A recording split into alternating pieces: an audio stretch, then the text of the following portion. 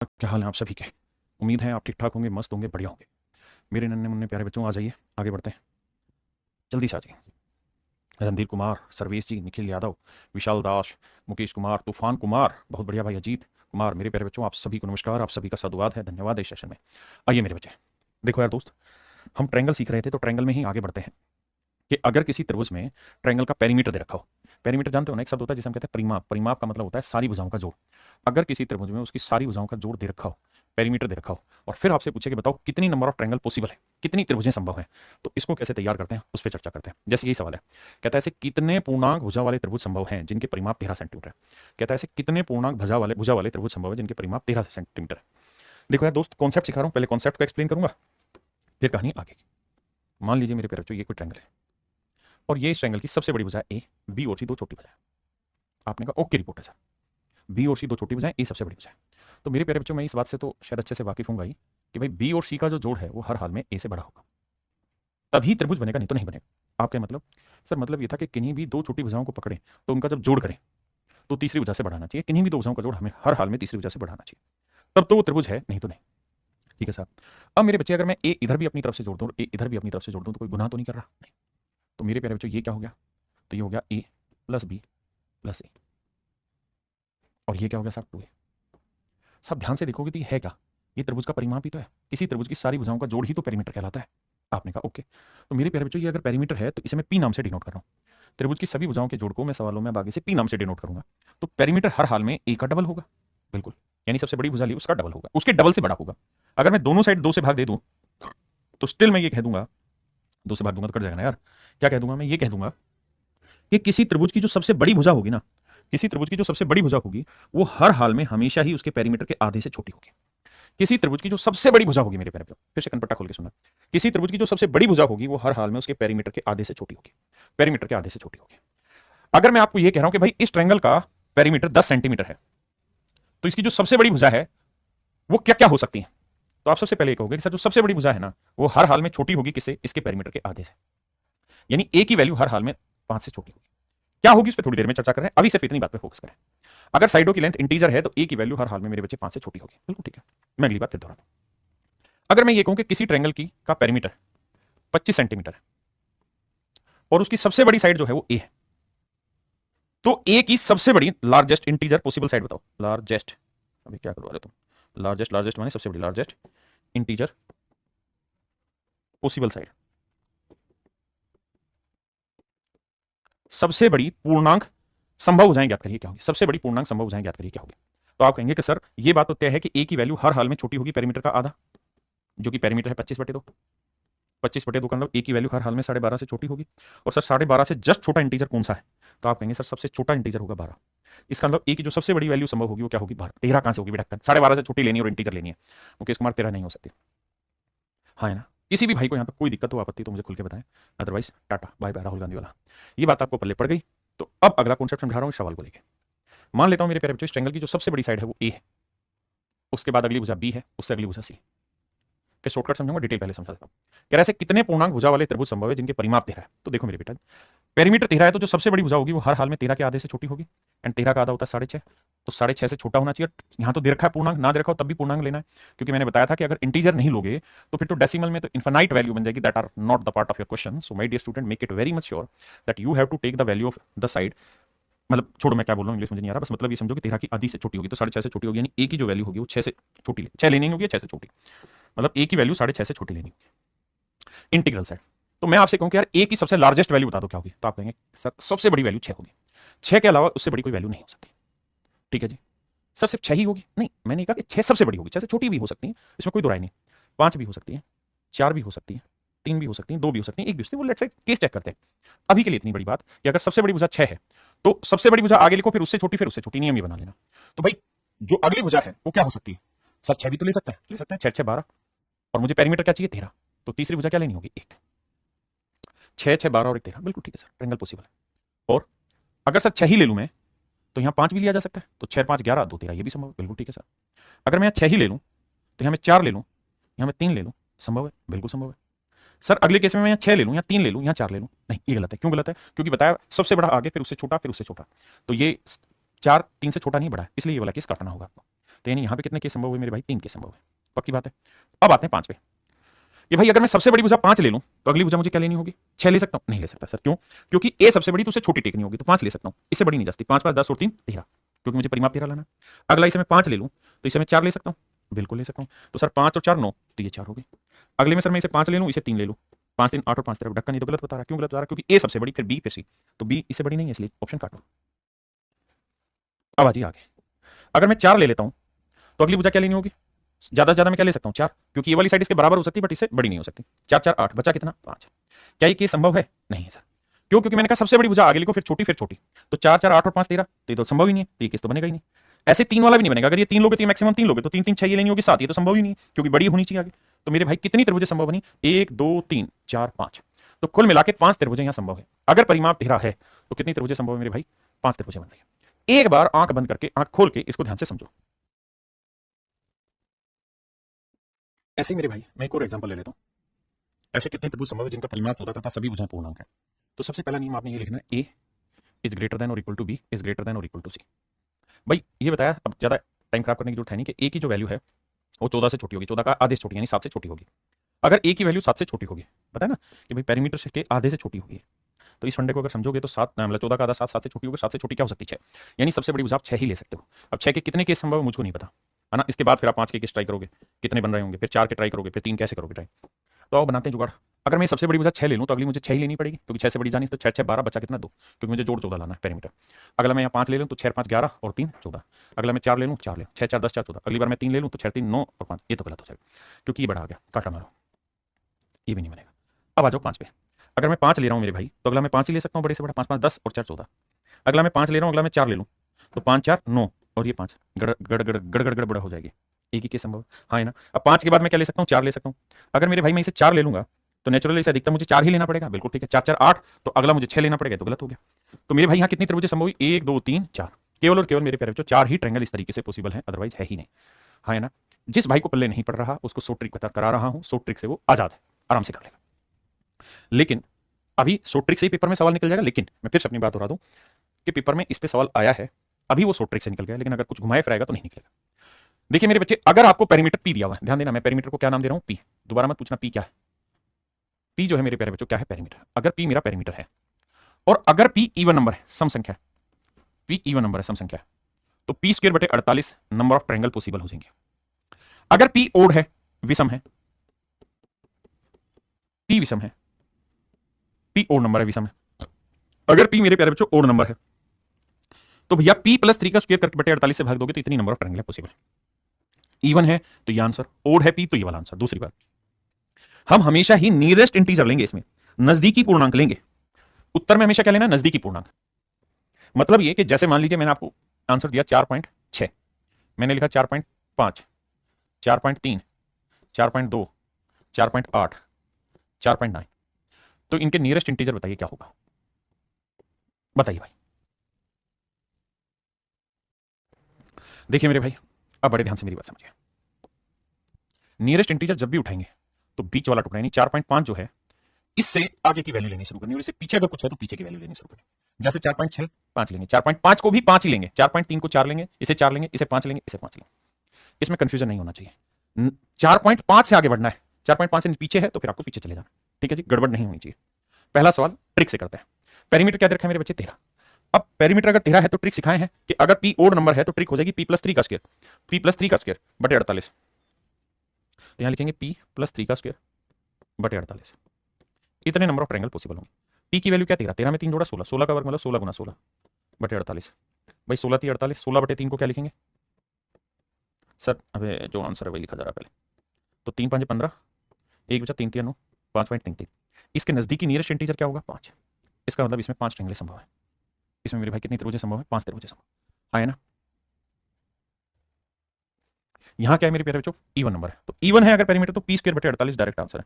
तो पी है भैया 14, 14 का वर्ग यानी 14 इंटू 14 बटे 48, 2 7 14, 2 7 14, 2 दूनी 4, 4 से कटेंगे 12 चौक 48, तो यह 49 बटे 12।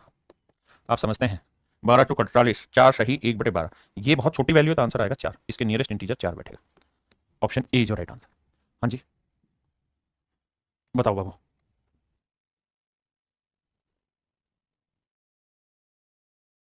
देखिए मेरे भाई, ऐसे कितने पूर्णांक भुजा वाले त्रिभुज संभव है जिनके परिमाप 18 है? तो 18 क्या मेरे बच्चे इवन नंबर है, तो पी स्क्वायर बटे 48 इज योर राइट आंसर। 18 का वर्ग 18 गुना 18 बटे 48, 6 × 18, 6 × 48, 2 × 8, 2 × 18, 9 × 27 बटे 4। अब आप समझ ही गए, वैसे भी 4 7 28, 7 के नजदीक है तो आंसर आना चाहिए 7।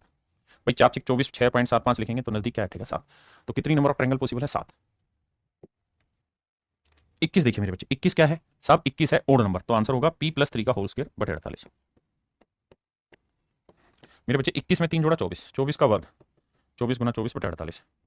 भैया 24 दूनी 48, 2 12 24, तो एग्जैक्ट ही आ गया, तो exact is your right answer, यानी 12 त्रिभुज होंगे। ये आप खुद से करेंगे भाई, ये भी खुद से होमवर्क है, ये भी होमवर्क है बाबू, इसे मैं करा रहा हूं, बताइए।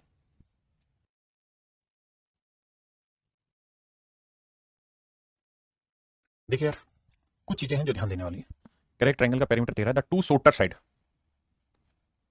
कह रहा दो सबसे छोटी जो भुजाएं हैं वो है ए और a+1, which of the following would be the length of the other side. तो मेरे प्यारे बच्चों, किसी ट्रायंगल की 3 साइडें होती हैं, 2 साइड उसने दे रखी थी, इसका लोंगर साइड की बात कर रहा है। किसकी बात कर रहा है? लोंगर साइड की। फिर से समझाता हूं, सवाल में कह रहा है किसी त्रिभुज का परिमाप 13 सेंटीमीटर है, इसकी इसकी दो छोटी इसकी दो छोटी भुजाएं ए तथा a+1 है। कहते हैं इसकी जो सबसे शॉर्टेस्ट साइड है वो एक ए है और एक a+1 है। तो निम्न में से तीसरी भुजा की लंबाई क्या होगी? तीसरी भुजा मेरे प्यारे बच्चों कौन सी होगी? जो सबसे बड़ी होगी, लार्जेस्ट साइड होगी, क्योंकि 3 भुजाओं में सबसे छोटी ऊपर 2 दे रखी है, तो तीसरी जो भुजा होगी वो सबसे बड़ी होगी। पहले इतने कॉन्सेप्ट को समझो। अगर तीसरी भुजा टी है, टी माने तीसरी भुजा, हर हाल में पेरीमीटर से आधी होगी, कि आधे से छोटी होगी, यानी तीसरी साइड की लेंथ 6.5 से छोटी होगी। मतलब तीसरी साइड की जो लेंथ होगी, मैं कह सकता हूँ 6.5 से छोटी होगी, तो तीसरी साइड की जो लेंथ होगी वो 6 हो सकती है, 5 हो सकती है, 4 हो सकती है, 3 हो सकती है, 2 हो सकती है, 1 हो सकती है, क्या क्या हो सकती है आगे देखते हैं। पहले इतनी बात पे जोड़ते हैं, फिर आगे बताऊंगा। अब हमें देखना कि 6 अगर हम सबसे बड़ी साइड लेते हैं तो ट्रायंगल पॉसिबल है भी या नहीं, देखते हैं। अगर सर सबसे बड़ी साइड 6 ले लें तो उसके बराबर की भुजा 6 होगी, 6 6 12, और एक आ जाएगा 13, क्योंकि मुझे जोड़ 13 लाना है। बहुत बढ़िया। क्या और भी तरीका है इसको बनाने का? हाँ सर 6, अगला 5 ले, 6 5 11 और 2 13, बिल्कुल। क्या और भी तरीका? हाँ सर 6 4 10, 10 और 3 13। देखिए सर, यहां एक संबंध दिया था कि एक भुजा ए है तो दूसरी उसे a+1, यानी जो दो छोटी भुजाएं हैं ना उनके बीच का डिफरेंस 1 होना चाहिए। तो बाबू ध्यान से अगर देखोगे तो यहाँ दोनों छोटियों के बीच का एक का डिफरेंस नहीं, इसलिए एक्सेप्ट नहीं होगा। 5 और 2 के बीच का डिफरेंस 1 नहीं, एक्सेप्ट नहीं होगा। यहाँ हो जाएगा क्योंकि 3 और 4 के बीच का डिफरेंस 1, तो सबसे बड़ी भुजा 6 लगाने में मुझे कोई आपत्ति नहीं। यानी इस ट्रायंगल की जो सबसे बड़ी भुजा हो सकती है वो 6 हो सकती है। That is very much clear for me. आइए मेरे भाई, कहता है number of triangle with integral side that can be made which have a perimeter of 9 centimetre give that two sides are odd and one side is even integer. आइए मेरे भाई, इससे पहले कॉन्सेप्ट सीखना होगा, वो ये कि अगर किसी ट्रायंगल की 3 भुजाएं ए बी और सी, और अगर मेरे प्यारे बच्चों इसकी 2 भुजाएं इवन हो, या तीनों ही भुजाएं इवन हो, तीनों ही भुजाओं का जोड़ इवन हो, अगर किसी ट्रायंगल की तीनों ही साइडें इवन है तो इनका जो पेरीमीटर होगा, परिमाप जो होगा, वो इवन होगा या ओड होगा? बस मुझे ये बताइए। तो आप कहेंगे इवन नंबर है ना, जैसे ये 2 ले लो, ये 4 ले लो, ये 6 ले लो, तीनों इवन है, 6 4 10 2 12, तो इसका मतलब मेरे प्यारे बच्चों ये 12 इवन आएगा। यानी अगर किसी त्रिभुज की सारी भुजाएं इवन है तो उनका जोड़ मेरे प्यारे बच्चों हर हाल में इवन होगा। बहुत सुंदर। अगर मेरे भाई किसी ट्रायंगल की 2 साइडें तो हैं ओड और एक साइड है इवन, अब मुझे बताएं जोड़ क्या होगा? 2 भुजाएं ओड है और एक भुजा इवन है, तो जोड़ क्या होगा? घबराने नहीं, अपनी मर्जी से कुछ भी ले लो, एक 5 ले लिया, एक 3 ले लिया, यहां इवन नंबर लेना 2, तो 5 और 3 8, 8 और 2 10, तो जोड़ जो आया वो इवन आया, सम आया। बहुत सुंदर। इसका मतलब ये हुआ कि 2 ओड भुजाएं हैं, एक इवन है, तो जोड़ आएगा इवन। पक्की बात है? बहुत बढ़िया। अगली बात, अगर मेरे प्यारे बच्चों तीनों भुजाएं ओड हो, तीनों भुजाएं ओड हो, फिर मैं आपसे पूछूं कि यार बताइए तीनों भुजाएं विषम हो तो इनका जोड़ क्या होगा? तो आप कहेंगे सर तीनों भुजाएं ओड होंगी, तो मान लो ये 3 है, ये 5 है, ये 7 है, तो 7 5 12 12 3 15 हमेशा ही ओड आएगा। सर हमेशा ही ओड आएगा, विषम आएगा। बहुत जरूरी बातें हैं जो मैं सिखाने जा रहा हूं। तीसरा है कि अगर मेरे प्यारे बच्चों 2 इवन हो और एक ओड हो तो जोड़ क्या आएगा? तो आप कहेंगे देख 2 ले लेते हैं, 4 ले लेते हैं, 3 ले लेते हैं, 2 4 6, 6 और 3 9, ओड आया। तो इसका मतलब ये हुआ कि सर 3 भुजाओं का जोड़ अगर ओड लाना हो, 3 भुजाओं का जोड़ मेरे प्यारे बच्चों अगर विषम लाना हो, 3 भुजाओं का जोड़ अगर विषम लाना हो तो 2 ही तरीके हैं, या तो तीनों की तीनों भुजाएं ओड ओड ओड ले सकते हैं, या फिर 2 भुजाएं इवन और एक भुजा ओड हो, उस सिचुएशन में जोड़ ओड आएगा, है ना। अगर मेरे प्यारे बच्चों किसी त्रिभुज का परिमाप इवन है, अगर किसी त्रिभुज का परिमाप सम संख्या में है, तो मेरे प्यारे बच्चों ये तय है कि या तो तीनों भुजाएं इवन होंगी, या 2 ओड होंगी और एक इवन होगी, तब ही मेरे प्यारे बच्चों ऐसा होगा कि पेरीमीटर इवन है। अब मेरे बच्चे इस बेसिक नंबर सिस्टम के कॉन्सेप्ट का यूज करके आपसे ज्योमेट्री में सवाल पूछे जा रहे हैं। पहला सवाल आपकी नजर पेश किया है यही वाला। सवाल में कह रहा है क्या, सवाल में कह रहा है कि 9 सेंटीमीटर है किसी ट्रायंगल का पेरीमीटर। तो 3 भुजाएं A B O C, perimeter है 9, 9 देखते ही समझ में आ गया ओड होगा, बिल्कुल ठीक है, विषम है 9 तो ठीक है। अब कह रहा है इसमें दो साइडें तो रखी इवन ना, दो साइडें रखी ओड, दो साइडें रखी ओड, और एक साइड जो रखी मेरे बच्चे वो रखी इवन, एक साइड रखी इवन। तो मेरे प्यारे बच्चों सवाल में पूछ रहा, बताइए कितने ऐसे केसेस संभव हैं जहां ये मिलाप बन पाए। तो आप कहेंगे सर एक भी केस संभव नहीं है, क्यों? क्योंकि ओड में ओड जोड़ोगे इवन आएगा, और इवन में इवन जोड़ोगे इवन आएगा, रिजल्ट आएगा इवन। यानी अगर आप दो ओड साइड ले लोगे और एक इवन साइड, तो हर हाल में पेरीमीटर इवन आना चाहिए। जबकि आ रखा है ओड, तो इसका मतलब यहां कोई भी त्रिभुज ऐसी संभव नहीं है जहां दो साइडें ओड हो और एक साइड इवन हो। आंसर होगा 0, no such triangles are possible. आ गया ये, देखिए सबसे बड़ी भुजा को मैंने ए मान लिया, उससे छोटी को बी मान लिया, और सबसे जो छोटी को है उसको मैंने सी मान लिया। कह रहा जो सबसे बड़ी भुजा है वो हर हाल में पेरीमीटर के आधे से छोटी होगी। पेरीमीटर 9, 9 का आधा कितना हो 4.5, 4.5 से छोटी होगी, मतलब 4 4 होगी। तो सबसे बड़ी भुजा की लेंथ 4 हो सकती है, 3 हो सकती है, 2 हो सकती है, और आगे भी। पहली चीज यानी सबसे बड़ी भुजा 4 होगी, तो तय। परिमाप है 9, क्या क्या केस बन सकते हैं और डिस्कस करें। भाई 4 है तो ये 4 हो सकती है, 4 4 8 और 1 9 बन सकता है। ये 4 है, ये 3 हो जाए, 4 3 7 2 9 बन जाए। ये 4 है, ये 2 बन जाए, 4 2 6 फिर ये बन जाएगा 3, ये तो गलत हो जाएगा क्योंकि ये तो बड़ी बन गई। इसलिए मेरे बेटे केवल 2 ही केस पॉसिबल हो पाए। अब आते हैं 3 पे। अगर 3 पे आए तो सबसे बड़ी भुजा 3 ही ले सकते हो, 3 3 6, तो तीसरी भी 3 बची। अगर मैं चाहूं कि इसे 2 ले लूं तो ये तो बड़ी बनानी पड़ेगी, संभव ही नहीं है। कुल मिला के 3 ही त्रिभुजें संभव हुई मेरे प्यारे बच्चों। इसमें कितनी त्रिभुजें संभव है? 1 2 और 3, कुल मिला के 3 ही ट्रायंगल पॉसिबल है। अब मुझसे सवाल में पूछ रहा है कि यार ये बताओ कि ऐसी कितनी त्रिभुजें संभव है जहां दो साइड तो हो इवन, दो साइड हो even, two sides are even, दो साइडें इवन हो और एक साइड जो हो वो ओड हो। दो साइडें इवन, तो भैया दो साइडें इवन कहां कहां है? यहां इवन है, यहां इवन है, ठीक है, यहां इवन है, यहां इवन है।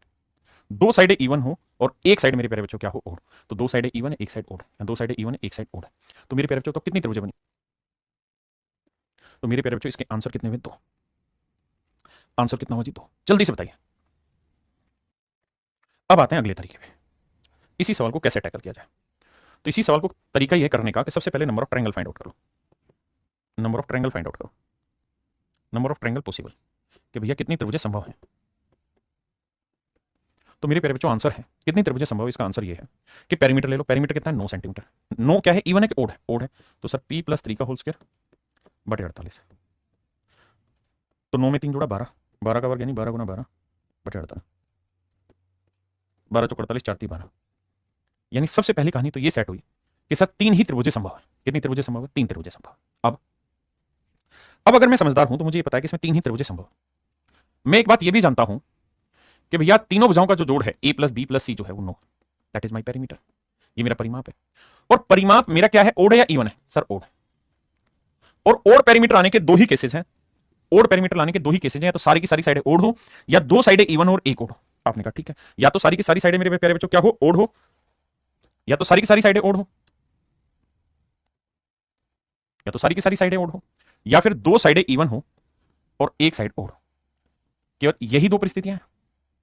भाई परिमाप 9 सेंटीमीटर है जो कि एक और नंबर है, तो जो नंबर ऑफ पॉसिबल ट्रायंगल बनेंगी ना उसमें या तो सारी की सारी भुजाएं ओड होंगी तब संभव है, या कोई भी 2 इवन होंगी और एक ओड। ये 2 इवन हो सकती है ओड, ये दोनों इवन ये और ये हो सकती है ओड। यही तो केसेस होंगे। आप कहेंगे हाँ, तो टोटल नंबर ऑफ ट्रायंगल कितनी पॉसिबल है साहब? 3। तो 3 में से मुझे कौन सी चाहिए? वो 2 साइडें चाहिए जो इवन हो और एक साइड ओड हो। तो 2 साइड इवन और एक साइड ओड हो, तो यानी ये वाला केस मुझे चाहिए, और यही दोनों केस मिला के नंबर ऑफ ट्रायंगल बनेंगे। तो ये केस अगर मुझे चाहिए तो मैं टोटल नंबर ऑफ ट्रायंगल में से ये वाला केस हटा दूंगा।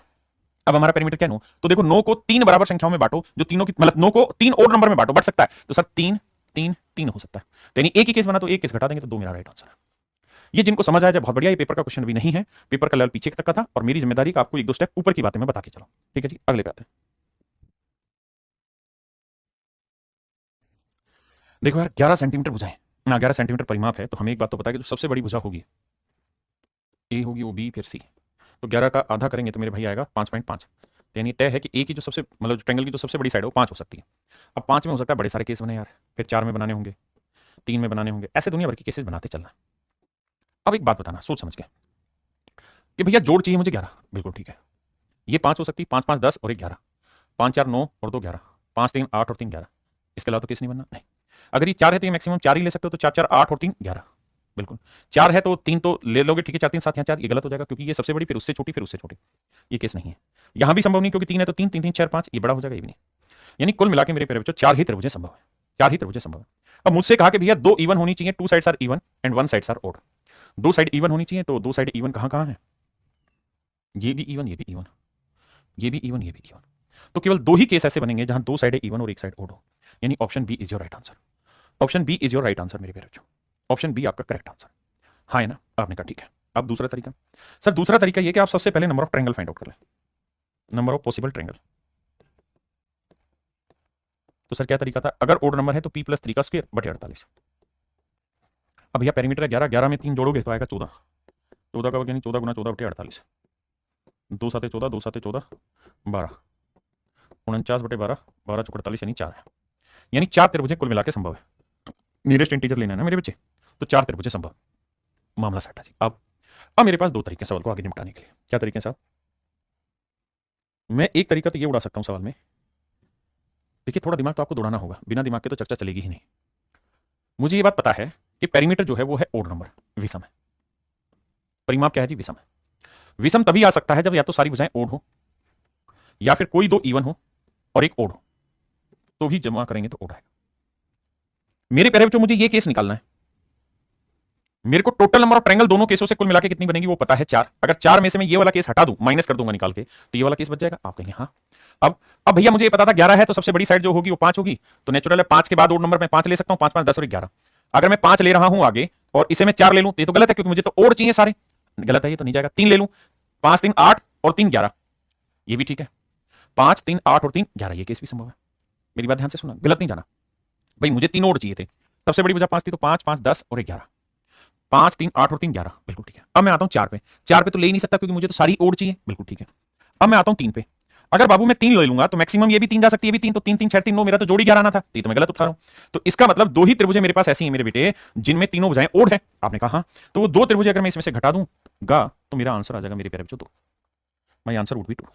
ये हाईली इंटेलेक्चुअल बच्चों के लिए कहानी है। अगर आपको मजा नहीं आ रहा तो आप इन सवालों को छोड़ सकते हैं। जो चीजें पेपर में आ रही हैं वो मैं बता दूंगा, पेपर में डायरेक्टली फार्मूला आ रहा है, उसी से रिलेटेड करके आ रही है। देखिए आप सेम ही फंडा अपनाना, कोई नई तरीका नहीं है। क्या? पहले नंबर ऑफ पॉसिबल ट्रायंगल लिख लेते हैं, ये पेपर में नहीं आए अभी, तो घबराना नहीं है। कितनी त्रिभुजें संभव है? तो भैया पी क्या है? Odd number. मैं डायरेक्ट लिख रहा हूं, पी + 3, 13 में 3 जोड़ा 16 × 16 बटे 48, 16 3 48, 16 बटे 3 यानी 5 सही 1 बटे 3, तो नियरेस्ट इंटीजर जो बैठेगा 5, मतलब 5 बैठेगा यार। डायरेक्ट लिखा करो, छोटे बच्चे नहीं हो अभी आप। अब सर आपने ये देखना है कि भैया मुझे ओड चाहिए, पेरीमीटर क्या चाहिए? विषम चाहिए। तो विषम के 2 ही केस हैं, या तो तीनों भुजाएं ओड हो या फिर 2 इवन हो 1 ओड हो, 2 ही केसेज में ओड आएगा। अब भैया 13 का आधा करेंगे 6.5, 6.5 से छोटा 6, या तो सबसे बड़ी भुजा 6 ले ले। अगर मैं 6 ले लूंगा तो तीनों भुजाएं ओड कैसे हुई? तो इवन हो गया, तो 6 तो लेना ही नहीं मुझे 5 लेना चाहिए। आपने कहा ठीक है जी। अगर ये 5 ले रहा हूं तो 5 5 10 और मुझे क्या चाहिए? 13, तो ये आएगा 3, सेट है। अगला मैं यहाँ 5 लेता हूं तो यहाँ 4 तो ले ही नहीं सकता, 4 ले लूंगा तो ये इवन हो जाएगा। 3 लेता हूं तो 5 3 8 और ये हो जाएगा 5, ये केस गलत है, तो ये केस ही गलत हुआ, हटा दिया। अब भैया सबसे बड़ी भुजा जो मैं ले सकता था ओड में वो 5 ले सकता था, ले दी मैंने। अब और कितनी बच गई? अब मैं हो सकता है 3 ले लूं। आपने सबसे बड़ी भुजा 4 ले, भाई 6 क्यों नहीं ली? 6 इसलिए नहीं ली क्योंकि ओड नहीं है। 4 इसलिए नहीं ले रहा कि ओड है ना, इवन है, तो 3 ले लो। अगर 3 है तो ये भी 3 ही हो सकती, ज्यादा ज्यादा 3 3 3 6 3 9, 13 तो नहीं आएगा। इसका मतलब मेरे प्यारे बच्चों कुल मिला के टोटल ट्रायंगल है 5, 5 में से एक ही ऐसी त्रिभुज होगी जिसकी तीनों भुजाएं ओड होंगी, जिसकी तीनों भुजाएं ओड होंगी। तो बाकी जो भी त्रिभुज बनेगी वो ऐसी बनेगी जिसकी 2 भुजाएं तो इवन होंगी और 1 भुजा ओड होगी, यानी 4 त्रिभुजें आपका राइट आंसर है। मैं अपनी बात फिर से दोहरा दूं, ये पेपर के क्वेश्चन नहीं है, पल्ले पड़ जाए तो take it, otherwise leave it. देखिए यार नंबर ऑफ पॉसिबल ट्रायंगल उठाते हैं। देखिए जो इनको महसूस कर गया कि क्या समझा रहे हैं उनके लिए तो मुश्किल है ही नहीं। 15 15 में 3 जोड़ा 18, 18 का वर्ग भाई p + 3 का स्क्वायर बटे 48, 6 3 18, 6 8 48, 2 में 18, 2 चौक 8, 27 बटे 4, 4 7 28, 7 आंसर होगा। Number of possible triangle 7। अब मुझे बता कि पेरीमीटर क्या बाबू? ओड। तो a इज ग्रेटर देन, अबे कहां है अंग्रेज, थोड़ा b is greater than c, perimeter is 15 centimetre which is odd. Odd लाने के 2 ही तरीके, ओड ओड ओड हो या इवन इवन ओड हो। मैं कह रहा हूं ये काउंट करो, इसे मत करो भाई। 15 का आधा कितना हुआ? 7.5, 7.5 से छुटे नहीं, सबसे बड़ी भुजा ओड में 7 हो सकती है। अगर 7 लेंगे तो 7 7 14 और 1 15 जोड़ बन गया, या फिर 7 7 में यहाँ 5 ले लें, 6 तो ले नहीं सकते क्योंकि मुझे ओड चाहिए। समझने की कोशिश करना, 7 5 12 और 3 15 सेट है। अब 7 4 ले नहीं सकते, 3 ले लें, 7 3 12 और 3 7 3 10 5 15, ये भी गलत है क्योंकि ये बड़ा आ जाएगा। इसका मतलब यहाँ 2 ही केस बने 7 से। तो अगला क्या 6 ले सकता हूँ? नहीं ले सकता, क्यों? क्योंकि 6 इवन बन जाएगा, मुझे तो ओड चाहिए। क्या ले सकते हैं? 5 ले सकते हैं, हाँ ले लें। अगर यहाँ 5 लूंगा तो यहाँ 5 10 5 15, इससे बड़ा कुछ हो ही नहीं सकता। 3 भी नहीं ले सकता। तो मेरे प्यारे बच्चों ओड के केवल मेरे पास 3 ही केस बचे, 1 2 3। तो 7 में से 3 केस ऐसे हैं जहां सारी साइडें ओड होंगी, तो बाकी कितने बचे? 4। तो 4 केस ऐसे होंगे जिसमें हर हाल में 2 इवन होंगे और 1 ओड होगी, उसके अलावा ऑप्शन ही नहीं। 4 4 4 4 4 4, 3 नहीं भाइयों 4। उसने पूछा था, देखो आपने टोटल रिजल्ट निकाल दिया, ये और ये मिला के कितनी ट्रायंगल है? ढक्कनो 7, 7 में से ये कितनी ट्रायंगल हुई? 3। तो नेचुरल है यार, ये 3 है तो ये कितनी होंगी? 4। ये तो पूछा हुआ है, गलत बता रहे हो। 3 नहीं 4, आंसर 4। ये भाई आप घर से करेंगे, इसे मैं कराऊंगा, करिए।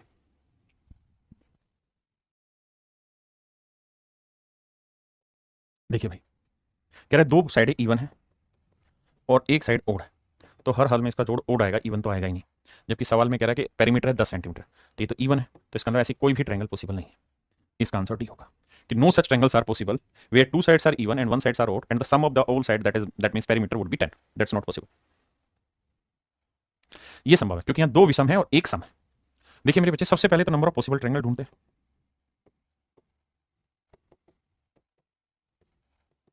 तो आप जानते हैं फार्मूला था पी स्क्वायर अगर इवन है बटे 48। आपने कहा ठीक है, पी की वैल्यू 10, 10 का वर्ग 100।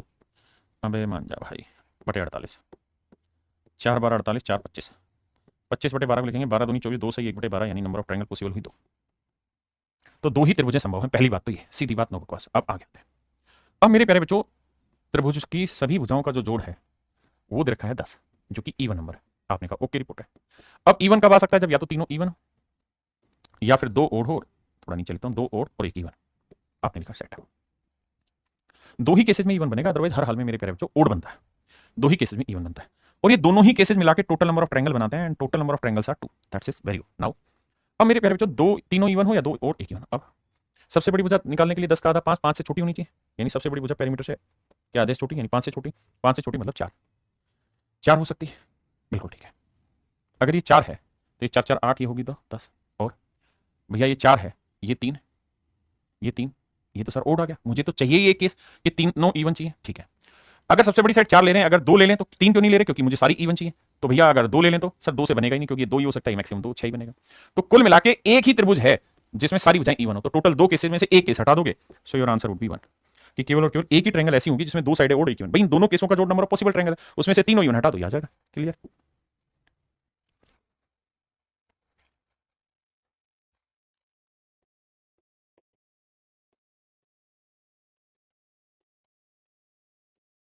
कहता है total number of possible triangle बताइए कितनी। सिंपल आंसर है भैया, 12 इवन है तो 12 में 12 का वर्ग 12 गुना 12 बटे 48, पी स्क्वायर बटे 48, 4 3 12 3।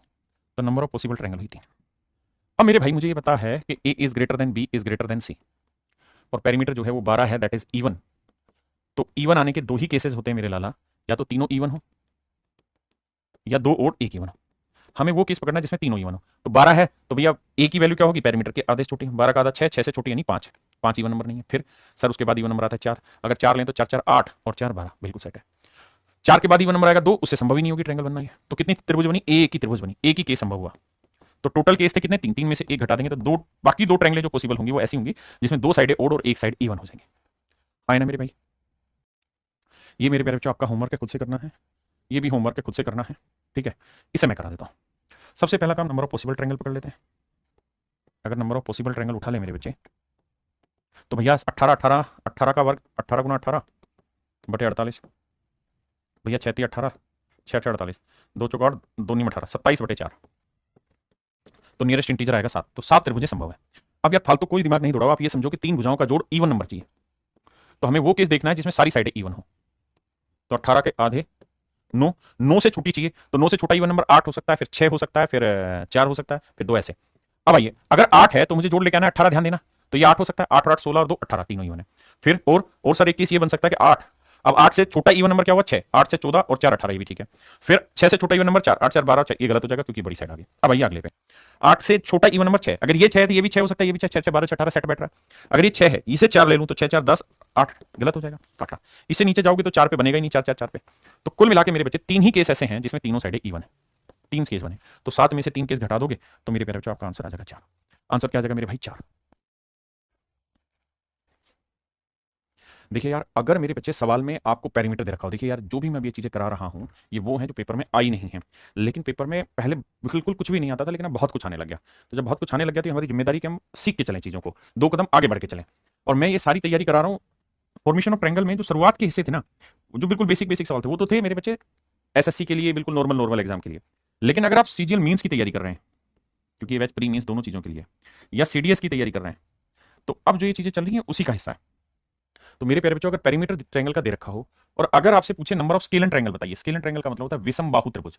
कौन सी त्रिभुज मेरे बच्चे? विषम बाहु त्रिभुज के बारे में अगर आपसे बात करें, तो अगर पेरीमीटर इवन नंबर है तो number of scale and triangle होगी p-6 का होल स्क्वायर बटे 48, और अगर p ओड नंबर है तो स्केल एंड ट्रायंगल होगी p-3 का होल स्क्वायर बटे 48। दूसरी चीज, यहां भी हम जो आंसर लेंगे वो नियरेस्ट इंटीजर में लेंगे। अगर मेरे भाई p जो है पेरीमीटर है और हमसे स्केल एंड ट्रायंगल पूछे, टोटल नंबर ऑफ ट्रायंगल पीछे तो जो पीछे कराया वो था, लेकिन अगर स्केल एंड ट्रायंगल पूछे, विषम बाहु त्रिभुज पूछे, तो उसमें इवन है तो p-6 का होल स्क्वायर बटे 48, और अगर ओड है तो p में से 3 घटा के वर्ग करके 48। इनको मैं बहुत डिटेल में नहीं ले जा रहा हूं, सीधे सीधे शॉर्टकट पे लेके जा रहा हूं। सवाल में कह रहा है परिमाप दे रखा है 16, बहुत बढ़िया। अगर पेरीमीटर 16 है, सारी भुजाएं पूर्णांक है, तो कह रहा है विषम बाहु त्रिभुजों की संख्या ज्ञात करो, क्या होगी? तो देखो मेरे बच्चे, पहली चीज ये कि 16 क्या है? इवन नंबर है। अगर इवन है तो क्या घटेगा? 6, तो p-6 का होल स्क्वायर बटे 48। तो भैया 16 में से 6 गया 10, 10 का वर्ग मतलब मेरे प्यारे बच्चों 10 गुना 10 बटे 48, 2 24 48, 2 5 10, 2 5 10, 2 12 24, 25 बटे 12। तो आंसर आया 12 दूनी 24, 2 सही 1 बटे 12। इसका मतलब आंसर होगा 2। दो ट्रायंगलें ऐसी होंगी मेरे प्यारे बच्चों जो स्केलन होंगी, दो त्रिभुज ऐसी होंगी जो क्या होंगी? आपस में स्केलन होंगी। अगर मेरे प्यारे बच्चों मेरी बात समझ गए यहां तक की, अगला सवाल बताइए।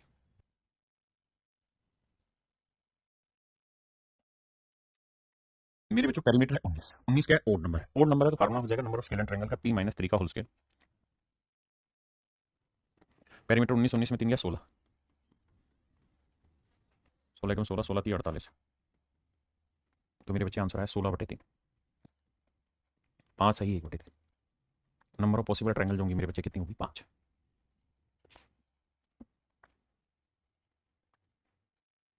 देखिए ये फार्मूला सेट करना है और आपने आंसर निकालना। कहता है 9 सेंटीमीटर से छोटे परिमाप वाले सभी विषमबाहु त्रिभुजों की संख्या क्या होगी जिनकी भुजाएं पूर्णांक है? आपने कहा जी ओके। तो 9 सेंटीमीटर से छोटा, मैं कह रहा हूं कि अगर मैं 9 सेंटीमीटर भी ले लूं तो 9 क्या है? ओड नंबर है। आपने कहा अगर मैं 9 सेंटीमीटर ले लूंगा मेरे बच्चों, 9 सेंटीमीटर से छोटा परिमाप लेना है, तो मैं 8 ले लेता हूं आपको समझाने के लिए। आपने कहा ठीक है। तो मेरे बेटे एक बात बताओ, अगर पेरीमीटर इवन है तो नंबर ऑफ पॉसिबल ट्रायंगल का सूत्र होगा p-6 अगर इवन है का वर्ग बटे 48। आपने कहा ठीक है। तो मेरे भाई 8 में से 6 गया 2, 2 का वर्ग हुआ 4 बटे 48, और 4 बटे 48 निकालोगे मतलब ये आएगा कितना? 1 बटे 12, और 1 बटे 12 का मतलब होता है 0.06, लगभग लगभग, हाँ है ना? नहीं 0.08 के आसपास। तो आप खुद ही सोचो कि ये किसके नजदीक है? इंटीजर नजदीक किसके? तो आप कहेंगे 0 के नजदीक है। अगर 0 के नजदीक है तो इसका मतलब अगर 9 से छोटा पेरीमीटर लोगे और अगर आप स्केल एंड ट्रायंगल पूछोगे तो एक भी नहीं बन के देगी, एक भी मेरे बच्चे नहीं बन के देगी। अगर 9 से छोटा पेरीमीटर लेके जाओगे तो 9 से छोटा 8 ले लोगे, 8 लेते हो तो इंटीजर की वैल्यू आएगी 0, क्योंकि 0.08 किसके नजदीक है? 0 के नजदीक है। तो इसमें कोई भी ट्रायंगल पॉसिबल नहीं होगी।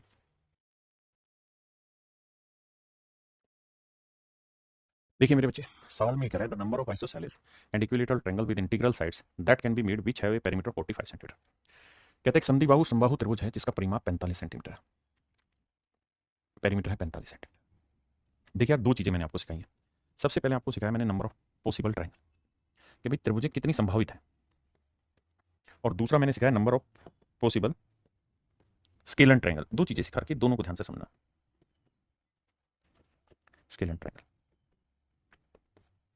मैं अपनी बात को फिर से समझाता हूं। मैं आपको ये कह रहा हूं मेरे बच्चे कि मैंने दो चीजें आपको सिखाई हैं। सबसे पहला नंबर ऑफ पॉसिबल ट्रायंगल, दूसरा number of possible scale and triangle. पहला मैंने सिखाया संभावित त्रिभुजों की संख्या, दूसरा मैंने सिखाया संभावित विषमबाहु त्रिभुजों की संख्या। तो मेरे प्यारे बच्चों, अगर पेरीमीटर 45 सेंटीमीटर है तो सबसे पहले मुझे बताओ कि पॉसिबल नंबर ऑफ ट्रायंगल कितनी होगी? तो मेरे बच्चे आप कहेंगे कि sir number of possible triangle अगर ओड है तो फार्मूला होता है p+3 का होल स्क्वायर बटे 48। मैंने कहा ओके रिपोर्ट है। तो सर इस हिसाब से कैलकुलेशन अगर करें तो 45 में 3 जोड़ा 48, 48 का वर्ग करोगे 48 गुना 48 बटे 48, सर कैलकुलेशन की सेटिंग बैठाओगे तो यह आया 48। बिल्कुल ठीक है। यानी मेरे प्यारे बच्चों, नंबर ऑफ पॉसिबल ट्रायंगल यानी संभावित त्रिभुजों की संख्या जो है वो 48 है। अब हम आते हैं मेरे बच्चे number of possible scale and triangle. Number of possible scale and triangles मतलब विषमबाहु त्रिभुजों की संख्या क्या होगी? विषमबाहु त्रिभुजों की संख्या क्या होगी? तो विषमबाहु त्रिभुजों की संख्या का सूत्र यहां लिखा है कि अगर ओड है तो भैया p-3 स्क्वायर बटे 48 होगा, और इवन है तो p-6 स्क्वायर बटे 48। तो अगर मेरे पास ओड है तो p-3 स्क्वायर बटे 48 लिखना होगा। तो आप कहेंगे p-3 का स्क्वायर बटे 48। बिल्कुल ठीक है। अब मेरे बच्चे p की वैल्यू क्या था? 45। तो 45 में 3 गया 42। अब 42 का वर्ग करोगे तो 42 गुना 42 बटे 48। देखो जी 6 7 42, 6 8 48। बहुत सुंदर जी।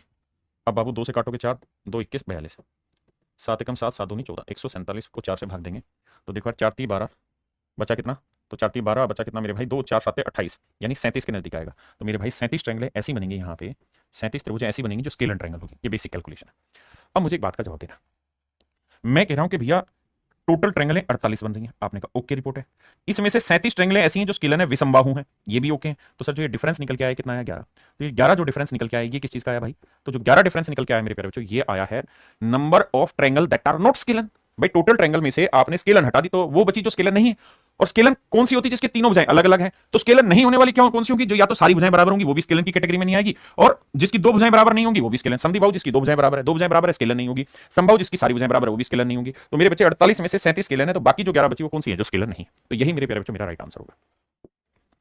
अब आते हैं मेरे बच्चे आगे। देखिए मैंने इस वाले कॉन्सेप्ट पे 5 ही सवाल आपको कराए हैं, एक बेसिक फंडा सिखाने की कोशिश कर रहा हूं। क्या, पहले हम बात करते हैं नंबर ऑफ पॉसिबल ट्रायंगल, जो मैंने अभी समझाया आपको कि भाई संभावित त्रिभुजों की संख्या क्या है। तो सर अगर n जो है या p जो है पेरीमीटर अगर इवन है तो फंडा रहता है क्या सर, p²/48। और अगर सर p ओड है, पेरीमीटर क्या है मेरे प्यारे बच्चों, ओड। अभी बताया पेरीमीटर अगर ओड है तो नंबर ऑफ पॉसिबल ट्रायंगल जो हो जाएगी वो हो जाएंगी p+3/48। बहुत सुंदर मेरे प्यारे, जानदार शानदार। दूसरी बात, अगर मेरे बच्चे मैं आपसे पूछूं number of possible triangle, number of possible scalar triangle, संभावित विषमबाहु त्रिभुजों की संख्या, संभावित विषमबाहु त्रिभुजों की संख्या, संभावित विषमबाहु त्रिभुजों की संख्या। तो मेरे बच्चे अगर n इवन है, n नहीं माफ करिए p इवन है, तो number of possible scalar triangle हो जाएगी p-6/48। और अगर मेरे प्यारे बच्चों p ओड है तो फिर फंडा हो जाएगा p-3/48। और अगर सवाल में आपसे ये पूछ ले कि भाई वो ट्रायंगल फाइंड आउट करो जो आइसोसेलिस है या इक्विलेटरल है, समद्विबाहु व समबाहु त्रिभुजों की संख्या ज्ञात करो, तो टोटल नंबर ऑफ ट्रायंगल में से नंबर ऑफ स्केलर ट्रायंगल घटा दोगे तो जो संख्या बचेगी वो मेरे प्यारे बच्चों आपकी बचती है किसकी, number of equilateral and isosceles triangle. Clear है। देखिए ये थोड़ा सा हाईली इंटेलेक्चुअल पोर्शन चलता चला गया है, एंड आई एम सॉरी अगर आप नहीं समझ पा रहे तो बेसिक चीजें ही पढ़ लेना, उतना बहुत है। अब बात करते हैं अगले कॉन्सेप्ट पे मेरे प्यारे बच्चों, if sum of two sides are given, अगर किसी त्रिभुज की किन्हीं भी दो भुजाओं का जोड़ दे रखा हो, if sum of two sides are given of a triangle, और मान लेते हैं कि नहीं दो भुजाओं का जोड़ x है, मान लेते हैं कि नहीं दो भुजाओं का जोड़ x है, और फिर आपसे पूछेगा कि भाई पूर्णांक भुजा वाले कितने त्रिभुज संभव है, कितने त्रिभुज संभव, पूर्णांक भुजा वाले कितने त्रिभुज संभव है। तो आंसर हो जाएगा मेरे भाई 5x/3, 5x/3 मेरा आंसर होगा। x का मतलब है कि जोड़ जो दे रखा होगा दो भुजाओं का वो गुना 5/3, ये होगा नंबर ऑफ पॉसिबल ट्रायंगल्स। लेकिन यहां जो आंसर आएगा ना वो आएगा ग्रेटेस्ट इंटीजर में। किसमें आएगा मेरे प्यारे बच्चों, ग्रेटेस्ट इंटीजर में। ग्रेटेस्ट इंटीजर का मतलब क्या होता है, देखिए अगर यहां 5 पॉइंट कुछ भी लिखा जाएगा तो उससे अगला इंटीजर लेना, जैसे 5.49 है तब भी 6 लेंगे, 5.51 है तब भी 6 लेंगे, 4.6 है तब भी 5 लेंगे 4 से अगला, और 6.45 है तब भी अगला ही लेंगे 7। अगर मैं 5.1 भी लिखूंगा और ग्रेटेस्ट इंटीजर लिखूंगा तो ये 6 ही लिखना पड़ेगा। ग्रेटेस्ट इंटीजर का मतलब है कि जो आंसर आप दोगे वो उससे जस्ट अगले इंटीजर में दोगे, ठीक है। अब ये जो ट्रायंगलें होंगी if sum of two sides अगर दे रखा और फिर आपसे नंबर ऑफ ट्रायंगल पूछे, number of isosceles triangle, sorry number of isosceles triangle with integer side, तो उसका आंसर हो जाएगा 5x/3 - 3। क्लियर है, मेरी बात समझे, फिर से समझाता हूं, आओ फिर से समझाने की कोशिश करता हूं मेरे बच्चों। सबसे पहले तो आप ये समझो कि अगर किसी ट्रायंगल की 3 साइडें ए बी और सी है, आपने कहा ओके, इनमें किन्हीं दो भुजाओं का जोड़ आपको दे रखा हो, a+b का जोड़ आपको दे रखा हो, लेट्स से जोड़ x है, क्या दे रखा हो, x दे रखा हो, और फिर आपसे पूछे कि नंबर ऑफ आइसोसेलिस ट्रायंगल, समद्विबाहु त्रिभुजों की संख्या ज्ञात करिए। तो नंबर ऑफ या समद्विबाहु त्रिभुजों की संख्या ज्ञात करें, समद्विबाहु त्रिभुजों की संख्या ज्ञात करें, समद्विबाहु त्रिभुजों की संख्या ज्ञात करें। तो इसका सीधा सटीक आंसर हो जाएगा मेरे भाई क्या, 5 × x, x का मतलब सम बटे 3, और माइनस में मेरे प्यारे बच्चों 3, माइनस में 3। और ये जो होगा ये ग्रेटेस्ट इंटीजर फंक्शन होगा, यानी इसका जो भी आंसर आएगा इससे बड़े वाले इंटीजर की तरफ मूव करेगा। अगर 2.2 है तो भी इसका आंसर 3 पे जाएगा, 2.1 है तो भी आंसर 3 पे जाएगा, 2.9 है तब भी आंसर 3 पे ही जाएगा। क्लियर है। तो समद्विबाहु त्रिभुजों की जो संख्या ज्ञात करनी होगी तो 5 × x/3 - 3 होगी। क्लियर है। दूसरी चीज, समद्विबाहु त्रिभुज भी अपने आप में जैसे एक इक्विलेटरल ट्रायंगल है, इक्विलेटरल ट्रायंगल है मेरे बच्चों, तो इक्विलेटरल ट्रायंगल की सारी साइडें आपस में क्या होती हैं, बराबर होती हैं, लेकिन इसकी दो साइडें तो इसकी बराबर होती है ना, तो इक्विलेटरल ट्रायंगल को भी तो हम समद्विबाहु त्रिभुज कह सकते हैं। तो समद्विबाहु त्रिभुज का मतलब है इसके अंदर वो सारी साइडें होगी, मतलब वो सारी ट्रायंगल होगी जिसकी दो साइडें बराबर है, तो दो साइडें बराबर हो हमने इस पे ले ली। अब अगली बात पे काम करते हैं। अगर आपसे वो केवल ये कहे कि भाई केवल आइसोसेलिस ट्रायंगल फाइंड आउट करके बताओ, केवल समद्विबाहु त्रिभुज ही फाइंड आउट करके बताओ, तो आपने क्या करना है, एक सब्ट्रैक्ट कर देना है टोटल नंबर ऑफ ट्रायंगल में से, यानी जो यहां पॉसिबल ट्रायंगल बन रही है उसमें से एक माइनस कर दोगे तो वो आ जाएगा केवल और केवल क्या, केवल आइसोसेलिस ट्रायंगल आ जाएगा। क्लियर। अब सवाल के थ्रू बात समझते हैं, पढ़िएगा। देखिए मेरे कहता है पूर्णांक भुजाओं वाले से कितनी समद्विबाहु त्रिभुज संभव है जिनमें दो भुजाओं का योग 8 है। दो भुजाओं का जोड़ मेरे प्यारे बच्चों 8 है। Number of possible isosceles triangle, isosceles triangle, number of possible isosceles triangle, संभावित समद्विबाहु त्रिभुजों की संख्या, तो उसका आंसर होगा सर 5 इंटू एक्स बटे 3 माइनस 3। और ये वाली जो वैल्यू है ना, ये ग्रेटेस्ट इंटीजर फंक्शन में रहेगी। तो भाई देखो पहले इसी को सोल्व करते हैं। 5x की वैल्यू है 8 बटे 3, 8 पन्ने 40, 40 बटे 3, 40 बटे 3 को सेट करोगे तो ये आएगा 13 3 39, 13 पॉइंट समथिंग समथिंग। तो आंसर क्या लेना होगा मेरे बच्चे? 14। तो ये वैल्यू आएगी 14, 14 में से 3 घटाएंगे तो 11, तो आंसर हो जाएगा मेरे भाई 11। यानी समद्विबाहु त्रिभुजों की संख्या होगी 11। अगर वो कहता कि केवल ओनली आइसोसेलेस, ओनली आइसोसेलेस, केवल समद्विबाहु त्रिभुज, केवल समद्विबाहु त्रिभुज, केवल समद्विबाहु त्रिभुज अगर वो पूछे, तो मेरे प्यारे बच्चों आपको एक इसमें से घटा देना है। तो 11 में से घटा दोगे तो आंसर आ जाएगा 10। तो उस केस में आपका आंसर आ जाएगा 10। ठीक है जी।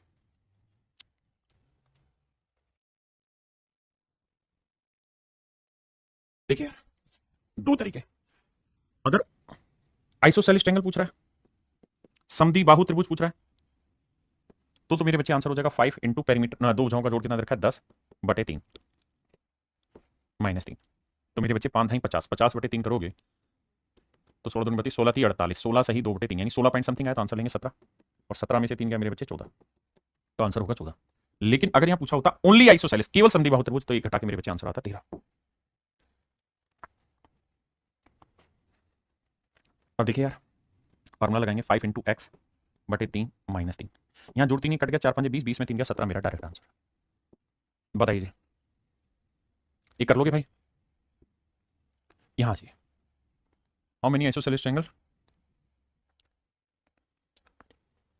How many only isosceles triangle, या only how many only isosceles triangle with integer sides are possible such that the sum of two sides is 16। तो भैया पहले तो आइसोसेलेस ट्रायंगल निकाल लो। आइसोसेलेस ट्रायंगल का सूत्र हो जाएगा भाई 5 भुजाओं का जोड़ दे रखा है 16 बटे 3 माइनस 3। तो देखो 16 पंजे 80, 80 को 3 से भाग दोगे तो आप कहोगे 3 दूनी 6, 26 3 78, 26 पॉइंट समथिंग समथिंग, तो आंसर लिखोगे 27।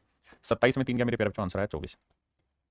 इसका मतलब number of possible isosceles triangle जो है, संभावित समद्विबाहु त्रिभुजों की संख्या 24। अगर वो ये कहे सवाल में कि भैया केवल आइसोसेलेस होता तो 24 में से 1 घटा देंगे तो आंसर आएगा 23। तो इसका आंसर आ जाएगा 23। इस सवाल में कितने केवल समद्विबाहु पूछा हुआ था, तो केवल समद्विबाहु में आंसर आएगा 23। इंग्लिश में आइसोसेलेस था लेकिन उसे ओनली आइसोसेलेस कर लेना। अगर ओनली आइसोसेलेस होगा तो मेरे बच्चे आंसर आ जाएगा 23, और अगर आइसोसेलेस होगा तो आंसर आ जाएगा 24। जैसे सवाल गलत था ना, इंग्लिश में आइसोसेलेस पूछा था, ओनली आइसोसेलेस। इसमें मेरे बच्चे सीधा फार्मूला लगाएंगे, 5x की वैल्यू 18 लिखेंगे बटे 3 माइनस 3। तो देखो ये तो कट गया सिंपल, 3 6 18, 6 5 30, 30 में से मेरे प्यारे बच्चों 3 घटाएंगे तो आंसर आएगा 27। तो number of possible isosceles triangle जो होंगी वो कितनी हो जाएंगी? 27 ट्रायंगल हो जाएंगी, अगर दो भुजाओं का जोड़ आपको मेरे बच्चे दे रखा हो तो। है ना, क्लियर है? अब मेरे बच्चे हम आते हैं आगे। यहां पे आपका फॉर्मेशन ऑफ ट्रायंगल पूरी तरह कंप्लीट हुआ।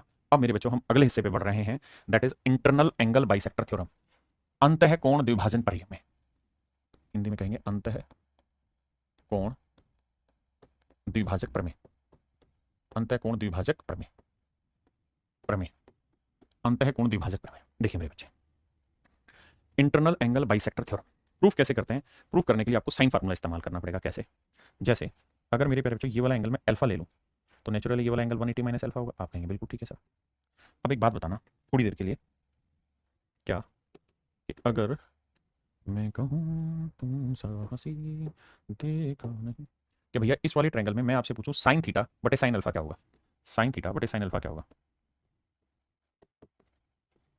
तो आप एक बात कहेंगे कि सर साइन रूल ये था कि थीटा के सामने वाली साइड है बी डी और अल्फा के सामने वाली साइड है ए बी। बिल्कुल ठीक है। अब मैं इस ट्रायंगल में, अगर मेरे प्यारे बच्चों इस ट्रायंगल में मैं साइन फार्मूला लगाऊं तो यहां पे भी मैं आपसे पूछना चाहता हूं कि भाई साइन थीटा बटे साइन 180 माइनस अल्फा क्या होगा? तो आपका जवाब होना चाहिए क्या कि सर ये हो जाएगा थीटा के सामने वाली साइड डीसी और 180 माइनस अल्फा के सामने वाली साइड एसी। बिल्कुल ठीक है। हम चाहें तो इसको और डिफाइन करके या रिफाइन करके लिख सकते हैं, साइन थीटा यहीं, साइन 180 माइनस अल्फा क्या होता है? साइन अल्फा ही होता है। आपने कहा ओके रिपोर्ट है। अगर ओके रिपोर्ट है मेरे बच्चे तो एक बात समझाना, ये दोनों कहानियां इक्वल ही तो हुई भाई। यहाँ पे भी साइन थीटा बटे साइन अल्फा था, माफ करिए, यहाँ पे भी साइन थीटा बटे साइन अल्फा था। इसका मतलब बी डी बटे ए बी बराबर होगा डीसी बटे एसी, यानी बी डी बटे ए बी बराबर होगा डीसी बटे एसी। आपने कहा जी ओके रिपोर्ट है, इसमें कोई दिक्कत नहीं, क्योंकि जब ये दोनों साइड बराबर, मतलब ये दोनों इससे बराबर तो ये दोनों इससे बराबर होंगे। क्लियर है? अब आइए अब मेरे बच्चे हम एक काम कर सकते हैं क्या? अब मेरे प्यारे बच्चों मैं क्या करता हूँ, डीसी को बटे ले आता हूँ, ए बी को ऊपर ले जाता हूँ। तो बी डी यहीं रखा, डीसी नीचे ले आए, ए बी ऊपर ले गए, AC नीचे ले आए। अब मेरे बच्चों एक बात ध्यान से सुनना और समझना, मैं क्या कह रहा हूँ। मैं आपको ये कह रहा हूँ कि BD बटे DC का जो रेशियो होगा वही रेशियो AB का AC से होगा। क्या कहना चाह रहा हूँ मैं आपको ये कहना चाह रहा हूँ कि अगर किसी ट्रायंगल में एक एंगल का एंगल बाइसेक्टर खींच देते हैं तो जो रेशियो AB का AC से होगा, जो रेशियो AB का AC से होगा ना, वही रेशियो BD का DC से होगा। अगर AB का AC से रेशियो 2:3 है तो भैया BD का DC से रेशियो भी 2:3 होगा। यही मेरे प्यारे बच्चों आपका कहलाता है इंटरनल एंगल बाइसेक्टर थ्योरम। यही मेरे प्यारे बच्चों आपको कहलाता है इंटरनल एंगल बाइसेक्टर थ्योरम। हाँ जी, यही कहानी है जो मैंने आपको समझाई कि भैया अगर ये एंगल बाइसेक्टर है तो जो रेशियो इस साइड के साथ होगा वही रेशियो इस साइड का इस साइड के साथ होगा। इन रेशियो को आप ध्यान से सोच समझ के व्यवहार करना। अब इस पे थोड़े से सवाल लेते हैं। आइए देखिए मेरे दोस्त, सवाल में कह रहा है ABC में कोण A का अंतः समद्विभाजक। ये मान लीजिए मेरे बच्चे कोई ट्रायंगल है ABC, इसमें कह रहा है कि एंगल A का एंगल बाइसेक्टर खींचा गया। एंगल A का क्या खींचा गया? एंगल बाइसेक्टर खींचा गया, यानी इस कोण को कोण समद्विभाजक खींचा गया जो भुजा BC को D पर प्रतिच्छेदित करता है। AB 12 सेंटीमीटर है, AC 15 सेंटीमीटर है और BC 18 सेंटीमीटर है। BC 18 सेंटीमीटर है। हाँ जी, BD की लंबाई ज्ञात करनी है। तो मेरे दोस्त आपने एक बात अभी सीखी और वो बात ये कि सर जो रेशियो AB का AC से होगा, AB का AC से होगा वही रेशियो BD का DC से होगा। आपने कहा जी ओके रिपोर्ट है। तो सर AB की लेंथ 12 है और AC की लेंथ 15 है, तो ये रेशियो निकाले तो 3 चौक 12 3 5 15, यानी सर BD इस टू DC का जो रेशियो है वो मेरे प्यारे बच्चों 4:5 है। यानी BD की लेंथ 4 है तो DC की लेंथ होगी मेरे बच्चे 5 है। यानी BD इस टू DC की लेंथ का जो रेशियो है वो 4:5। तो 18 को 4:5 में बांटेंगे तो 4 और 5 9, तो 9 यूनिट रिप्रेजेंट कर रहा है 18 सेंटीमीटर को। तो 1 यूनिट की वैल्यू आएगी मेरे बच्चे 18/9 यानी 2 सेंटीमीटर। 1 यूनिट की वैल्यू 2 सेंटीमीटर, तो 4 यूनिट की वैल्यू 4 दूनी 8 सेंटीमीटर। बहुत बढ़िया जी, शानदार और शानदार। और 5 दूनी 10 सेंटीमीटर। तो मेरे भाई मुझसे पूछा BD की लेंथ बताओ, तो BD की लेंथ होगी 8 centimetre, that is in option B. देखो यार, यहां कह रहा है कि PQR में P का अंतर द्विभाजक है। ये कोई ट्रायंगल है PQR, इसमें एंगल P का एंगल बाइसेक्टर खींचा हमने और जो कहां पे मिला QR को S पे जाके मिलता है। PQ की लेंथ 16 सेंटीमीटर है, PR की लेंथ 22.4 सेंटीमीटर है, QR की लेंथ 9.6 है, 9.6 सेंटीमीटर। अब मेरे नन्हे मुन्ने प्यारे बच्चों मेरी बात को ध्यान से समझना। कहता है SR की लंबाई याद कीजिए। मेरे प्यारे बच्चों सबसे पहला काम क्या है कि इनका रेशियो ले लो। अगर आपको रेशियो निकालना नहीं आता तो ऐसे शॉर्ट नहीं डिटेल में लिखो, 16 और 22.4 का, 22.4 का। अब मेरे प्यारे बच्चों अगर ये डेसिमल हटाना नहीं आता तो 10 से इधर भी गुना करो, 10 से इधर भी, तो डेसिमल हट जाएगा। आपने कहा जी ओके रिपोर्ट है। अब मेरे बच्चे 4 से काटो, 4 चौक 16 कटा जी, 4 6 24, 4 5 20, 4 6 24 बिल्कुल कटा। अब 4 से कट रहा है या 8 से कट रहा है, 8 5 40, 8 7 56। रेशियो निकल के आ गया सर 5:7। माफ करिएगा मेरे भाई, 5:7। तो 9.6 को 5:7 में बांटेंगे तो भाई टोटल लेंथ 5 और 7 कितनी बनी मेरे प्यारे बच्चों? 12 यूनिट। तो 12 यूनिट रिप्रेजेंट कर रहा है 9.6 को, तो 1 यूनिट की वैल्यू होगी 12 7 84, 12 8 96, 0.8। तो भैया 7 यूनिट की वैल्यू 7 गुना 0.8, 7 8 56, 5.6, 5.6 सेंटीमीटर, 5.6 सेंटीमीटर। तो मेरे प्यारे बच्चों option D is your right answer. मेरे भाइयों मेरा ऑप्शन डी जो है वो एब्सोल्युटली करेक्ट आंसर है। देखिए मेरे भाई, सवाल में कह रहा है त्रिभुज ABC में कोण A का, त्रिभुज ABC में कोण A का अंतः द्विभाजक है।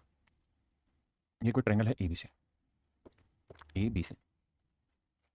इसमें एंगल A का एंगल बाइसेक्टर मैंने खींचा, एंगल A का एंगल बाइसेक्टर खींचा और ये भुजा BC को D पे जाके मिलता है। BD की लेंथ है मेरे प्यारे बच्चों 3.6 सेंटीमीटर, बहुत सुंदर जी। ये जो लेंथ है 3.6 सेंटीमीटर और कह रहा है BC की लेंथ है 8। BC की लेंथ है, BD 3.6 और BC की लेंथ है 8। तो मेरे बच्चे ये 8 है, 3.6 थी, कितना 8 में से 4 घटाया तो 4 बचा, तो 4.4, तो ये लेंथ है 4.4। कह रहा है AB और AC का अनुपात ज्ञात करें। तो मेरे प्यारे बच्चों जो अनुपात इन दोनों साइडों का होगा, अगर ये एंगल बाइसेक्टर है तो वही रेशियो इन साइडों का भी होगा। तो डेसिमल से डेसिमल गया, 4 9 36, 4 11 44, 9:11। तो AB की लेंथ 9 होगी तो AC की लेंथ होगी 11, 9:11। तो AB इस टू AC का जो रेशियो होगा मेरे प्यारे बच्चों 9:11 होगा, ऑप्शन डी। आइए मेरे दोस्त देखिए, सवाल में कह रहा है कि किसी ट्रायंगल की साइडें 6 7 और 8 सेंटीमीटर है और इसमें जो सबसे बड़ा कोण है उसका हमने एंगल बाइसेक्टर खींचा। ध्यान से मेरी बात सुनना। कहता है angle bisector of the largest side of the largest angle. तो सबसे बड़े कोण का कोण समद्विभाजक खींचा। तो मेरे बच्चे एक बात ध्यान दें, कौन सा कोण सबसे बड़ा होगा? जिसके सामने की भुजा सबसे बड़ी होगी। तो सबसे बड़ी भुजा है 6 7 8, तो ये 6 ले लेते हैं, 7 ले लेते हैं, 8 ले लेते हैं।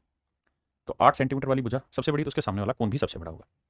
कहता है अपोजिट साइड्स इनटू 2 सेगमेंट। कहता है 2 सेगमेंट में बांट देगा। What is the length of the shorter segment? कहता है यहां से जो हमने एंगल बाइसेक्टर खींचा है तो उसने इसे 2 बराबर हिस्सों में बांट दिया। तो कहता है छोटे वाली लेंथ क्या होगी? तो मेरे प्यारे बच्चों अगर ये एंगल बाइसेक्टर है तो जो रेशियो इसका इससे होगा 7 6 है, तो ये वाला रेशियो भी 7 6 होगा। कह रहा छोटे वाली लेंथ बताओ 6 यूनिट। तो भैया टोटल लेंथ 7 और 6 कितनी हो गई 13। तो 13 यूनिट मेरे प्यारे बच्चों 8 सेंटीमीटर। एक यूनिट की वैल्यू 8 बटे 13 सेंटीमीटर। तो 6 यूनिट की वैल्यू गुना 6, आर्चिंग 48 बटे 13 सेंटीमीटर। ये मेरे प्यारे बच्चों मेरा सही उत्तर हो गया, 48 बटे 13 सेंटीमीटर, ये मेरा आंसर। अब आते हैं मेरे प्यारे बच्चों आगे, क्या कि अगर किसी ट्रायंगल के तीनों ही एंगल बाइसेक्टर खींच दिए जाए, अगर किसी त्रिभुज में तीनों के तीनों कोण समद्विभाजक खींच दिए जाए,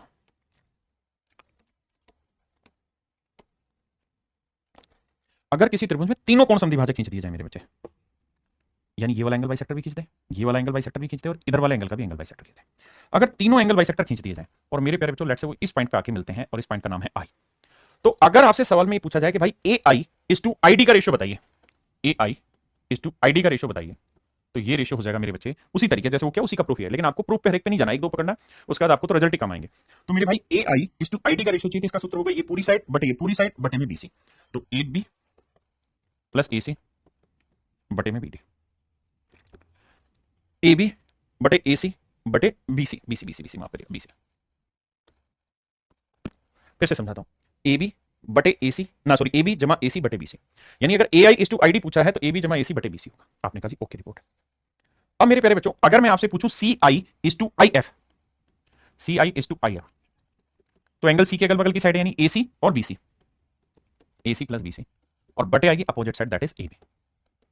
ऐसे ही मेरे बच्चे अगर मैं B I is to I E पूछूं, B I is to I E पूछूं तो ए बी यानी अगल बगल की साइड ये साइड जमा ये साइड बटे सामने वाली साइड। तो ये तीन मास्टर फॉर्मूले हैं जिन पे बहुत कम सवाल बनते हैं लेकिन याद रखने वाला फॉर्मूला बन सकता है सवाल, जैसे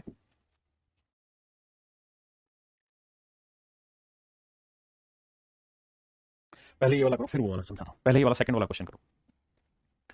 कह रहा दी गई आकृति में पी त्रिभुज एबीसी के सभी कोणों के समद्विभाजकों का मिलन बिंदु है, एपी की लेंथ है 6 सेंटीमीटर, ये है 6 सेंटीमीटर बहुत बढ़िया, सीपी की लेंथ है 5, सीपी ये लेंथ है मेरे भाई 5, पीडी की लेंथ है 2, पीई की लेंथ है 1, पीएफ की लेंथ है 3, पीएफ कहाँ है रहा, पीएफ की लेंथ है 3, तो बीपी की मान बताना है क्या होगा, ये वाली लेंथ मेरे प्यारे बच्चों मुझे बतानी है क्या होगी। एक बार देखना, एपी 6 दे रखा था, पीडी मेरे को 2 दिया हुआ था, सीपी मेरे को 5 दे रखा था और भैया पीई मेरे को 1 दिया हुआ था और पीएफ मेरे को 3 दे रखा था, तो मुझे बताना था बीपी का मान क्या होगा। आइए मेरे दोस्त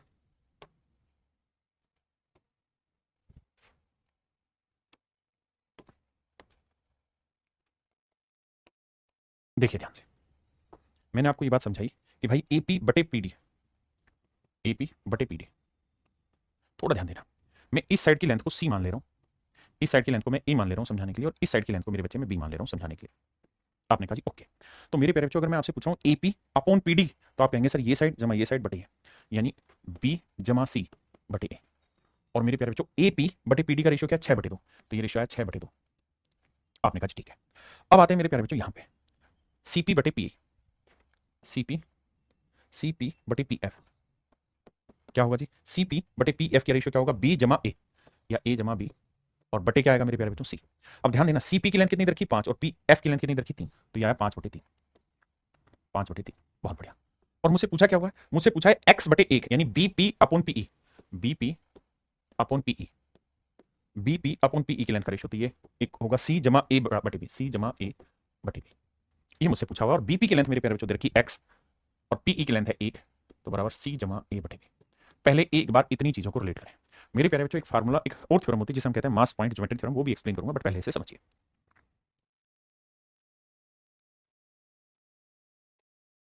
अब मेरे बच्चों आ जाते हैं, देखो यार दोस्त कहानी ये है कि थोड़ा सा रेशियो का काम लगेगा और रेशियो उम्मीद आपने पढ़ा होगा, अगर ध्यान दोगे तो पहले वाले में मुझे कह रहा है कि B plus C is to A का जो रेशियो है वो 6:2 है, जिन्होंने अर्थमेटिक थोड़ा बहुत पढ़ा होगा रेशियो को वो जानते होंगे। अगले वाले में कह रहा है कि भाई ए प्लस बी इज टू सी का जो रेशियो है 5:3। मेरे बेटा ध्यान देना, भाई यहाँ पे भी तो ए बी सी है 6 और 2 8 है, और यहाँ पे भी ए बी और सी है 5 और 3 8, आपने का सेट मामला है, तो दोनों ही जगह पे मेरे प्यारे बच्चों ए बी सी और ए बी सी की वैल्यू, यहाँ पे भी ए प्लस बी प्लस सी है, यहाँ पे भी ए प्लस बी प्लस सी, बिल्कुल ठीक है। तो दोनों ही केसेज में मेरे प्यारे बच्चों ये इक्वल आ गया, अगर इक्वल नहीं आता तो इक्वल करना होता है, रेशियो में ये चीजें जिन्होंने पढ़ी होगी वो जानते हैं। अगर इक्वल आ गया है तो सी की वैल्यू आंख बंद करके 3 रख दो, ए की वैल्यू आंख बंद करके 2 रख दो। अब ये देखो कि ए प्लस बी की वैल्यू कितनी रखी 5, इसमें से ए की वैल्यू कितनी है 2, तो ए की वैल्यू 2 है तो बताओ बी की क्या लूं कि 5 है 3, तो सर ए की 2 है बी की 3 है और सी की 5 सी की 3 है। अब यहां रखते हैं x बाई 1, सी का रेशियो में यूनिट रखोगे कितना 3, ए की यूनिट कितनी भाई 2 और बी की यूनिट कितनी है 3, तो मेरे बच्चे x की जो वैल्यू आई वो 5/3 आई। और यही मेरे भाई आपका आंसर होगा, 5/3 ही आपका आंसर होगा। ये रेशियो की कहानी है। एक एग्जाम्पल और लेके सिखाता हूँ। अगर मान लीजिए मैं आपको ये कह दूँ कि A+B/C, ये है 2:1, और अगले में मैं कह दूँ B+C/A, ये रेशियो है 3:2। तो आप मुझे कुल मिला के बताइए A/B/C का रेशियो क्या होगा। ये रेशियो की कहानी और कुछ नहीं। तो हम देखते ये हैं कि यार यहाँ पे भी ABC तीनों है, यहाँ पे भी ABC तीनों, तो यहाँ टोटल बना 2 और 1 3, यहाँ 3 और 2 5 बना। दोनों को इक्वल करने के लिए क्या करना पड़ेगा, सब इक्वल करने के लिए इसे 5 से गुना करना पड़ेगा, इधर 3 से। जिन्होंने रेशियो पढ़ा वो जानते होंगे। तो 3 से इधर भी गुना करो, इधर भी 5 से इधर भी करो, 5 से इधर भी। अब नोटिस ये करना कि भाई C की लेंथ कितनी आ गई 5, A की लेंथ कितनी आ गई 6, और तीनों की टोटल कुल मिला के लेंथ कितनी है सर 15 ही यहाँ है, 15 ही यहाँ है। तो आप बेशक घटा दें, 6 और 5 11, 11 में से 4 गया 15, मतलब 11 में 4 जोड़ा 15, तो B की वैल्यू 4 हो गया। अब रख के देख लें भाई, B की वैल्यू 4 है और C की वैल्यू 5, तो 4 + 5 कितना हुआ 9 है भी 9। आप यहाँ रख के देखें, A की वैल्यू 6 है और B की वैल्यू 4 है, तो 6 और 4 10 बना भी 10। तो ये रेशियो सेट करना है और कुछ नहीं करना है इसमें। अब आइए पहले सवाल पे, अब कहानी सेट करते हैं। देखिए दोस्त, सवाल में ये कह रहा है कि भाई AO/OE, AO/OE ये रेशियो है 5:4। ऐसे ही CO/OD का रेशियो है 3/2। BO/OF का रेशियो निकालना है मेरे प्यारे बच्चों, क्या होगा, करिए कोशिश।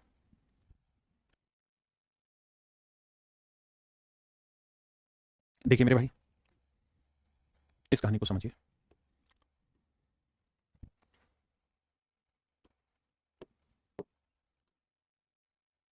अब देखिए मेरे दोस्त, इस साइड को मैं C ले लेता हूं, इस साइड को मैं A ले लेता हूं, इस साइड को B ले लेता हूं।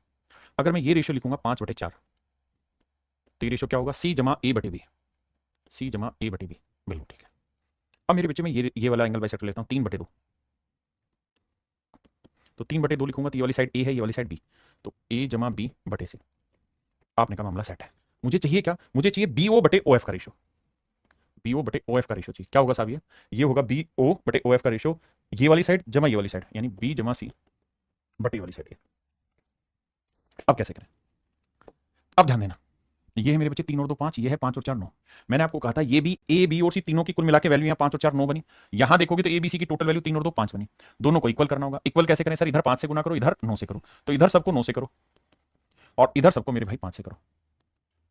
तो भैया C+A की वैल्यू आई 25 और B की वैल्यू आई 20, यहाँ A+B की वैल्यू आई 27 और C की वैल्यू आई 9 दूनी 18। बिल्कुल ठीक। अब ये ध्यान देना कि C की वैल्यू है 18, यहाँ रखते हैं 18, B की वैल्यू है 20, अपन में A की वैल्यू कैसे निकालें भाई। तो ये बताओ टोटल वैल्यू 9 5 कितनी बन गई 45, 45 में से C की वैल्यू 18 है, B की वैल्यू 20 है, तो A की नहीं निकलेगी सर, निकल जाएगी। कैसे भाई, 20 और 18 38, और टोटल वैल्यू है 45, 45 में से 38 गया तो कितना बचा, 45 में 38 गया तो मेरे भाई बचा 7, तो ये वाली वैल्यू आई 7।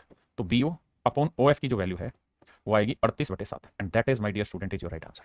38/7 आपका सही आंसर होगा। 38/7 मेरे नन्हे मुन्ने प्यारे बच्चों आपका राइट आंसर होगा।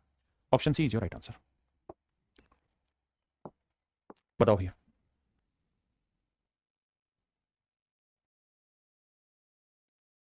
देखिए मेरे बच्चे, AO/OE 7/4 है, AO/OE 7/4, बहुत बढ़िया। CO/OD 3/2 है, CO/OD 3/2।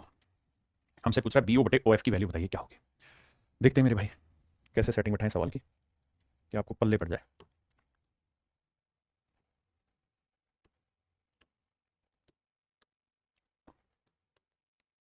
आओ मेरे बच्चे, देखो यार, AO/OF OE तो 7/4 किसके बराबर होगा, ये वाली साइड C है, ये वाली साइड B है और ये वाली साइड A, तो ये 7/4 हो जाएगा B/C/A, B/C/A। बहुत सुंदर। ये 3/2 किसके बराबर हो जाएगा जी, तो 3/2 हो जाएगा 3/2 B/A, B/A/C। मुझसे पूछा क्या, BO/OF, BO/OF, BO/OF ये हो जाएगा C/A/B, C/A/B। अब आइए मेरे नन्हे मुन्ने प्यारे बच्चों, कहानी को समझते हैं।